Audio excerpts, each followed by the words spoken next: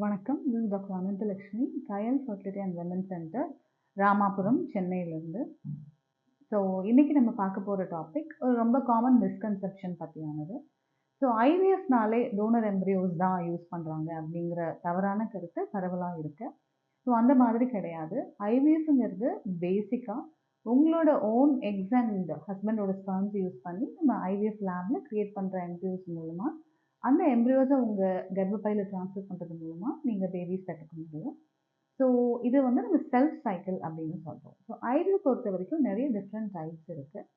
So self cycle அப்படிங்கிறது இப்போ நம்ம பார்த்த மாதிரி வைஃபோட எக்ஸ் அண்ட் ஹஸ்பண்டோட ஸ்பெர்ம்ஸ் யூஸ் பண்ணி க்ரியேட் பண்ணுற எம்ப்ரியோஸ் மூலமாக பண்ணுறது. இது இல்லாமல் சப்போஸ் ஏசோஸ்பெர்மியா, அதாவது சுத்தமாகவே விந்தணுக்கள் இல்லாத ஆண்களுக்கு சில டெஸ்ட் பண்ணுறது மூலமாக டீசா அப்படிங்கிற மெத்தடில் அவங்களோட ஸ்க்ரோட்டம், அதாவது விதைப்பையிலேருந்து நம்மளால ஸ்பெர்ம்ஸ் பிரித்து எடுக்க முடியும்.